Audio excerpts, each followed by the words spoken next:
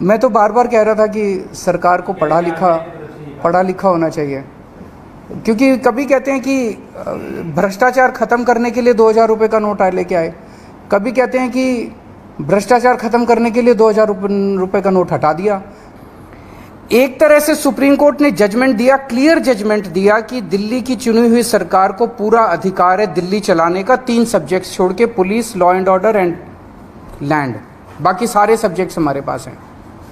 उस जजमेंट को 1 हफ्ते के अंदर ये अध्यादेश लाके अगर ये टर्न डाउन कर देते हैं तो ये आम आदमी पार्टी तो बहुत छोटी सी पार्टी है, हम तो बहुत छोटे लोग हैं। ये तो सीधे सीधे केंद्र सरकार सुप्रीम कोर्ट को चुनौती दे रही है, सुप्रीम कोर्ट को चैलेंज कर रही है कि तुम जो मर्जी ऑर्डर कर लो, तुम्हारे सारे ऑर्डर हम 2 मिनट के अंदर ऑर्डिनेंस लाके, बिल लाके सब खत्म कर देंगे। तो प्रश्न ये उठता है कि ये कोर्ट के बंद होने का इंतजार क्यों कर रहे थे कि जब कोर्ट बंद होगा तब हम अध्यादेश लाएंगे।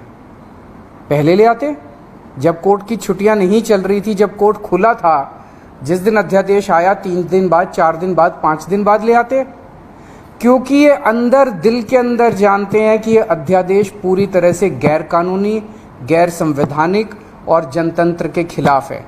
इन्हें पूरी तरह से पता था कि अगर सुप्रीम कोर्ट के खुले होते हुए अगर ये अध्यादेश ले आते और हम अगर अगले दिन इसको सुप्रीम कोर्ट में चुनौती देते तो सुप्रीम कोर्ट में ये 5 मिनट भी ये अध्यादेश टिकने वाला नहीं था।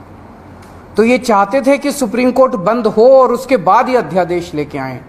अंदर खाने ये भी जानते हैं कि ये अध्यादेश 5 मिनट भी टिकने वाला नहीं है। तो क्या इस अध्यादेश की लाइफ केवल 1.25 महीने की है जब तक सुप्रीम कोर्ट बंद है? 1 जुलाई को सुप्रीम कोर्ट खुलेगा, हम इसको चैलेंज करेंगे सुप्रीम कोर्ट के अंदर, और फिर सुप्रीम कोर्ट, हम जानते हैं कि ये भी जानते हैं, अंदर खाने ये भी जानते हैं कि इस अध्यादेश का क्या होगा। तो क्या ये अध्यादेश केवल इस 1.25 महीने की छुट्टियों के लिए लाया गया है? आज मैंने आप ही लोगों के चैनलों पे देखा कि ये कह रहे हैं कि हम इन्होंने रिव्यू पिटीशन फाइल कर दी है, किसी ने कॉपी भी भेजी है, शायद कर दी है या करने वाले हैं, कर दी है। रिव्यू पिटीशन का क्या मतलब रह गया? जब ऑर्डिनेंस लाके इन्होंने पूरे के पूरे जजमेंट को ख़त्म कर दिया तो जो जजमेंट ही नहीं बचा उसका रिव्यू का कैसा? तो रिव्यू पिटीशन तो तभी मेंटेनेबल होगी जब अध्यादेश को वापस लिया जाएगा रिव्यू पिटीशन की हियरिंग के पहले।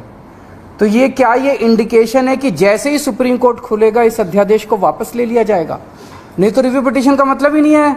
जज तो यही कहेंगे कि भाई तुमने तो सारा हमारा जजमेंट खत्म कर दिया, तो रिव्यू पिटीशन किस बात की है? रिव्यू पिटीशन तो कुछ है ही नहीं।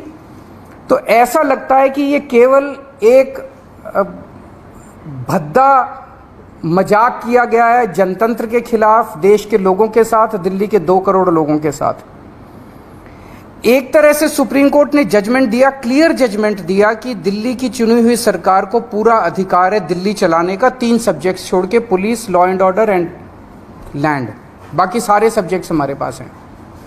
उस जजमेंट को 1 हफ्ते के अंदर ये अध्यादेश लाके अगर ये टर्न डाउन कर देते हैं तो ये आम आदमी पार्टी तो बहुत छोटी सी पार्टी है, हम तो बहुत छोटे लोग हैं। ये तो सीधे सीधे केंद्र सरकार सुप्रीम कोर्ट को चुनौती दे रही है, सुप्रीम कोर्ट को चैलेंज कर रही है कि तुम जो मर्जी ऑर्डर कर लो, तुम्हारे सारे ऑर्डर हम 2 मिनट के अंदर ऑर्डिनेंस लाके, बिल लाके सब खत्म कर देंगे।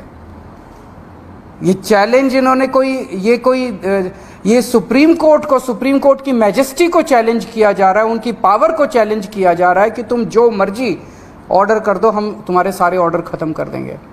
सुप्रीम कोर्ट की इंसल्ट की जा रही है। This is a direct contempt of supreme court. अगर आपको हमारा न्यूज़ पसंद आया हो, हमारे चैनल को सब्सक्राइब करें, शेयर करें और हमें फेसबुक पर फॉलो करना ना भूलें।